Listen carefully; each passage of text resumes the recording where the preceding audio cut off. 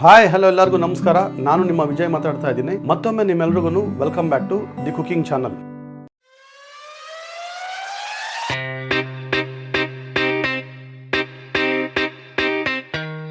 ಇವತ್ತು ನಾನು ಈ ವಿಡಿಯೋದಲ್ಲಿ ನಿಮ್ಗೊಂದು ಬಹಳ ಡೆಲಿಷಿಯಸ್ ಆಗಿರುವಂತ ಕಾಶ್ಮೀರಿ ಶೈಲಿಯ ಚಿಕನ್ ಕರಿನ ಹೇಗೆ ಮಾಡಬೇಕು ಅನ್ನೋದನ್ನ ಬಹಳ ಈಸಿಯಾಗಿ ಮತ್ತೆ ಬಹಳ ಟೇಸ್ಟಿಯಾಗಿ ಆಗಿರ್ತೀರ ಅನ್ನೋದನ್ನ ನಾನು ಇವತ್ತು ಈ ವಿಡಿಯೋದಲ್ಲಿ ನಾನು ನಿಮಗೆ ತೋರಿಸ್ಕೊಡ್ತಾ ಇದ್ದೀನಿ.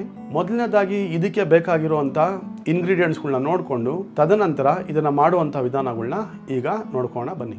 ಮೊದಲನೇದಾಗಿ ಇದಕ್ಕೆ ಬೇಕಾಗಿರುವಂತ ಪದಾರ್ಥಗಳನ್ನ ನೋಡ್ಕೋಣ. ಅರ್ಧ ಕೆಜಿ ಅಷ್ಟು ಚಿಕನ್ನ ನೀಟಾಗಿ ತೊಳೆದಿಟ್ಕೊಂಡಿದ್ದೀನಿ. 2 ದೊಡ್ಡ ಸೈಜ್ನ ಈರುಳ್ಳಿನ ನೀಟಾಗಿ ಚಾಪ್ ಮಾಡಿ ಇಟ್ಕೊಂಡಿರೋದು. 3 ಟೀ ಸ್ಪೂನ್ ಅಷ್ಟು ಅಡಿಗೆ ಎಣ್ಣೆ, 1 ಟೀ ಸ್ಪೂನ್ ಅಷ್ಟು ಜೀರಿಗೆ, 2 ಟೊಮಾಟೋನ ನೀಟಾಗಿ ತೊಳೆದು ಕಟ್ ಮಾಡಿ ಇಟ್ಕೊಂಡಿರುವಂತದ್ದು, 2 tea spoon garlic ginger paste, 2 tea spoon ಅಷ್ಟು ಕೊತ್ತಂಬರಿ, ಅರ್ಧ ಟೀ ಸ್ಪೂನ್ ಅಷ್ಟು ಉಪ್ಪು, 5 ಒಣಗಿದ ಮೆಣಸಿನಕಾಯಿ, ಗರಂ ಮಸಾಲ ಅರ್ಧ ಟೀ ಸ್ಪೂನು, ಅರಿಶಿಣ ಅರ್ಧ ಟೀ ಸ್ಪೂನು, ಕೆಂಪು ಚಿಲ್ಲಿ ಪೌಡ್ರು ಅರ್ಧ ಟೀ ಸ್ಪೂನು, ಧನಿಯಾ ಪೌಡ್ರು 1 ಟೀ ಸ್ಪೂನು. ಇಷ್ಟೆಲ್ಲ ತಗೊಂಡಾದ್ಮೇಲೆ ಇದನ್ನ ಹೇಗೆ ಏನು ಅನ್ನೋದನ್ನ ಈಗ ನೋಡೋಣ. ಈಗ ಒಂದು ಜಾರ್ ತಗೊಂಡು ಆ ಜಾರ್ಗೆ ಈ ಟೊಮಾಟೋನ ಸೇರಿಸ್ಕೋಣ. ಟೊಮಾಟೋನ ಪೂರ್ತಿಯಾಗಿ ಸೇರಿಸ್ಕೊಂಡು ಆದ್ಮೇಲೆ ಇದ್ದಂತ ಡ್ರೈ ಚಿಲ್ಲಿನ ಕೂಡ ಇದರಲ್ಲಿ ಸೇರಿಸ್ಕೋಣ. ಈಗ ಇದನ್ನ ನೀಟಾಗಿ ಪೇಸ್ಟ್ ಮಾಡ್ಕೋಣ. ನೋಡಿದ್ರಲ್ಲ, ಈಗ ಇದನ್ನ ಪೇಸ್ಟ್ ಮಾಡ್ಕೊಂಡಿದ್ದಾಯ್ತು. ಇದನ್ನು ಕೂಡ ನಾವೊಂದು ಸೈಡ್ ನಲ್ಲಿ ಎತ್ತಿಕೊಬೇಕು. ಇವಾಗ ಸ್ಟವ್ ಹಚ್ಕೊಂಡು ಒಂದು ಮಣ್ಣಿಂದು ಕಡಾಯಿ ತಗೊಂಡಿದ್ದೀನಿ. ಚಿಕ್ಕದು ಕಡಾಯಿ ಸಾಕಿ ಹೊತ್ತು ಇದು ಸ್ವಲ್ಪ ಬಿಸಿ ಆದ್ಮೇಲೆ ಈಗ ಇದಕ್ಕೆ ಒಂದು 3 ಟೀ ಸ್ಪೂನ್ ಅಷ್ಟು ಎಣ್ಣೆನ ಸೇರಿಸ್ಕೋಣ. ಎಣ್ಣೆ ಒಂಚೂರು ಬಿಸಿ ಆದ್ಮೇಲೆ ಕಟ್ ಮಾಡಿ ಇಟ್ಕೊಂಡಿದ್ದಂತ ಈರುಳ್ಳಿನ ಕೂಡ ಇದಕ್ಕೆ ಸೇರಿಸ್ಕೊಂಡೀಗ ಈರುಳ್ಳಿ ನೀಟಾಗಿ ಡಾರ್ಕ್ ಗೋಲ್ಡನ್ ಬ್ರೌನ್ ಆಗೋವರೆಗೂ ಚೆನ್ನಾಗಿ ಲೋ ಫ್ಲೇಮ್ ನಲ್ಲಿ ಇಟ್ಕೊಂಡು ಇದನ್ನ ಈಗ ಫ್ರೈ ಮಾಡ್ಕೊಬೇಕು. ಏನೇ ಒಂದು ಫ್ರೈ ಮಾಡಬೇಕಾದ್ರೂ ಕೂಡ ಯಾವುದೇ ಕಾರಣಕ್ಕೂ ಐ ಫ್ಲೇಮ್ನಲ್ಲಿ ಬೇಗ ಆಗಲಿ ಅಂತ ಮಾಡಬಾರ್ದು. ಅದು ಅಡುಗೆ ಕೂಡ ಅಷ್ಟು ರುಚಿಯಾಗಿರಲ್ಲ ಮತ್ತು ಬೇಗ ಕೆಡ್ತಿದೆ. ಅದಕ್ಕೆ ಅಂತಲೇ ಲೋ ಫ್ಲೇಮ್ನು ಇಲ್ಲ ಮೀಡಿಯಮ್ ಫ್ಲೇಮ್ನಲ್ಲಿ ಇಟ್ಕೊಂಡು ನೀಟಾಗಿ ಫ್ರೈ ಮಾಡ್ಕೊಬೇಕು. ಈ ಹಂತದವರೆಗೂ ಫ್ರೈ ಆದಮೇಲೆ ಈಗ 2 ಟೀ ಸ್ಪೂನ್ ಅಷ್ಟು ಗಾರ್ಲಿಕ್ ಜಿಂಜರ್ ಪೇಸ್ಟ್ನು ಕೂಡ ಇದಕ್ಕೆ ಸೇರಿಸ್ಕೋಣ. ಗಾರ್ಲಿಕ್ ಜಿಂಜರ್ ಪೇಸ್ಟು ಕಂಪ್ಲೀಟಾಗಿ ಹಸೆ ಸ್ಮೆಲ್ ಹೋಗಿ ನೀಟಾಗಿ ಫ್ರೈ ಆಗೋವರೆಗೂ ಇದನ್ನು ಕೂಡ ಫ್ರೈ ಮಾಡ್ಕೊಬೇಕು. ಈಗ ಇದಕ್ಕೆ ಚಿಕನ್ನ ಸೇರಿಸ್ಕೋಣ. ಒಂದ್ಸರಿ ನೀಟಾಗಿ ಮಿಕ್ಸ್ ಕೊಟ್ಕೊಬೇಕು. ನೀಟಾಗಿ ಮಿಕ್ಸ್ ಮಾಡ್ಕೊಂಡು ಆದಮೇಲೆ ಚಿಕನ್ನು ಕಂಪ್ಲೀಟಾಗಿ ವೈಟ್ ಕಲರ್ ಟರ್ನ್ ಆಗೋವರೆಗೂ ಈ ರೀತಿ ಫ್ರೈ ಮಾಡ್ಕೋಣ. ಈ ಕಲರ್ ಯಾವಾಗ ಹಾಕ್ತೀರಿ ಅಂದರೆ ಅದರಲ್ಲಿರೋವಂಥ ನೀರಿನ ಅಂಶ ಕಂಪ್ಲೀಟ್ ಆಗಿ ಇಮ್ರೋದ್ಮೇಲೆ ಅದು ನೀಟಾಗಿ ನಿಮಗೆ ವೈಟ್ ಕಲರ್ ಆಗಿ ಕಾಣಿಸ್ತೀರ. ಇವಾಗ ಇದಕ್ಕೆ ಅರಿಶಿನ ಪೌಡ್ರು ಹಾಕೋಣ, ಧನಿಯಾ ಪೌಡ್ರು, ಚಿಲ್ಲಿ ಪೌಡ್ರು, ಜೀರಿಗೆ ಪೌಡ್ರನ್ನ ಕೂಡ ಇದಕ್ಕೆ ಈಗ ಸೇರಿಸ್ಕೊತಾ ಇರೋದು. ಒಂದು ಅರ್ಧ ಟೀ ಸ್ಪೂನ್ ಅಷ್ಟು ಉಪ್ಪನ್ನು ಕೂಡ ಈಗ ಇದಕ್ಕೆ ಸೇರಿಸ್ಕೋಣ. ಸೇರಿಸ್ಕೊಂಡು ಆದಮೇಲೆ ಪೂರ್ತಿಯಾಗಿ ಒಂದ್ಸರಿ ಮಿಕ್ಸ್ ಕೊಟ್ಕೊಳ್ಳಿ. ಮಿಕ್ಸ್ ಮಾಡ್ಕೊಂಡು ಆದಮೇಲೆ ಇದೇ ರೀತಿ ಮೀಡಿಯಂ ಫ್ಲೇಮ್ನಲ್ಲೇ ಸುಮಾರು ಒಂದು 2 ರಿಂದ 3 ನಿಮಿಷವರೆಗೂ ಇದನ್ನು ಹೀಗೆ ಇಟ್ಕೋಣ.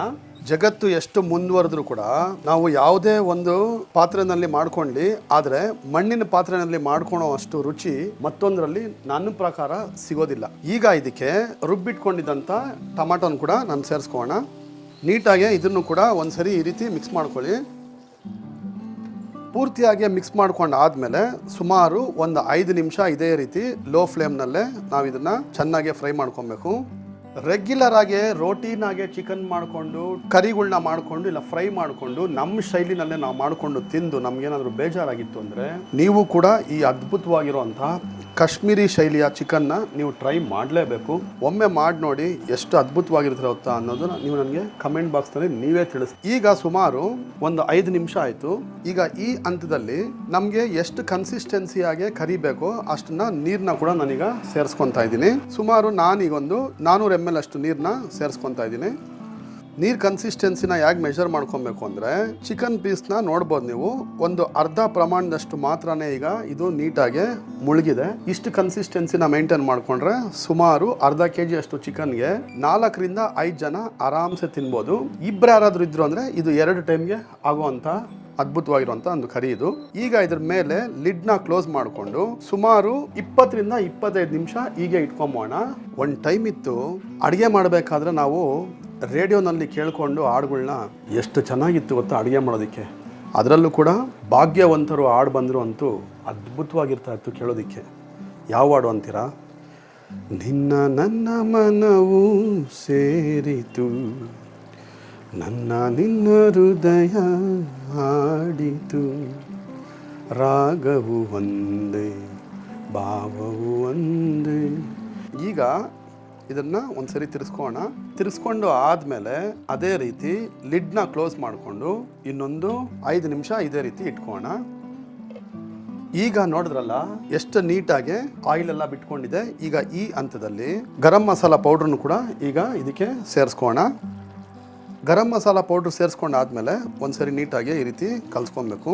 ಪೂರ್ತಿಯಾಗಿ ಕಲಿಸ್ಕೊಂಡಾದ್ಮೇಲೆ ಈಗ ಇದನ್ನು ಸರಿಸುಮಾರು ಇನ್ನೊಂದು 5 ರಿಂದ 3 ನಿಮಿಷವರೆಗೂ ಇದೇ ರೀತಿ ಮತ್ತೆ ಸ್ವಲ್ಪ ಲೋ ಫ್ಲೇಮ್ ಮಾಡಿಕೊಂಡು ಇಟ್ಕೋಣ.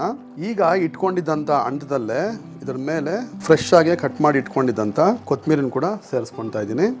ಲಿಡ್ನ ಕ್ಲೋಸ್ ಮಾಡಿ ಈಗ ಬಿಡೋಣ. ಈಗ ಒಂದು 5 ನಿಮಿಷ ಆಗಿದ್ದಾಯ್ತು. ಈಗ ಲಿಡ್ ತೆಗಿಯೋಣ.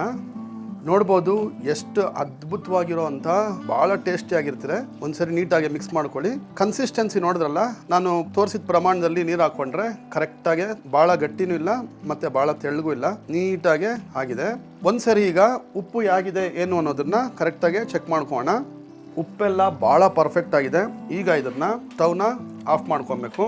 ಆಫ್ ಮಾಡ್ಕೊಂಡು ಆದಮೇಲೆ ಒಂದು ಚೂರು ಇದೇ ರೀತಿ ಕೊರಿಯಾಂಡರ್ನ ಮೇಲೆ ಹಾಕ್ಕೊಂಡು ಬಿಟ್ಬೋಣ. ನೀವು ಕೂಡ ಇದನ್ನು ಮಾಡಿಕೊಂಡು ತಿನ್ನಿ, ಭಾಳ ಅದ್ಭುತವಾಗಿದೆ. Must and try. ನೋಡಿದ್ರಲ್ಲ ಎಷ್ಟು ಸುಲಭವಾಗಿ ಮತ್ತು ಎಷ್ಟು ಅಥೆಂಟಿಕ್ ಆಗಿ. ಪ್ರತಿ ಸರಿನೂ ರೆಗ್ಯುಲರ್ ಆಗಿ ಚಿಕನ್ ಕರಿನ ಮಾಡಿಕೊಂಡು ನಮ್ಗೇನಾದರೂ ಬೇಜಾರಾಗಿತ್ತು ಅಂದರೆ ಒಂದ್ಸರಿ ಈ ರೀತಿ ಚಿಕನ್ ಕರಿನ ನೀವು ಟ್ರೈ ಮಾಡಿ. ನಿಮ್ಮದು ಫೇವ್ರೆಟ್ ಲಿಸ್ಟ್ನಲ್ಲಿ ಇದು ಕೂಡ ಸೇರ್ಕೊಂತೀರಿ ಅಂತ ಹೇಳ್ತೀನಿ. ಮತ್ತೆ ನೀವು ಯಾರಾದರೂ ನನ್ನ ಚಾನಲ್ ಹೊಸಬ್ರಾಗಿದ್ರೆ ದಯವಿಟ್ಟು ಸಬ್ಸ್ಕ್ರೈಬ್ ಮಾಡಿ ಮತ್ತು ಶೇರ್ ಮಾಡಿ. ಮತ್ತು ಮಾಡ್ಕೊಂಡು ಆದಮೇಲೆ ಹೇಗಿತ್ತು ಏನು ಅನ್ನೋದನ್ನು ಕಮೆಂಟ್ ಬಾಕ್ಸ್ನಲ್ಲಿ ತಿಳಿಸೋದು ಮಾತ್ರ ಮರ್ತೋಗ್ಬೇಡಿ ಅಂತ ಕೇಳ್ತಾ, ಎಂದಿನಂತೆ ನಾನು ನಿಮಗೆ ಮತ್ತೊಂದು ಹೊಸ ವಿಡಿಯೋದಲ್ಲಿ ಸಿಗೋವರೆಗೂ ಎಲ್ಲರಿಗೂ take care. Have A nice day.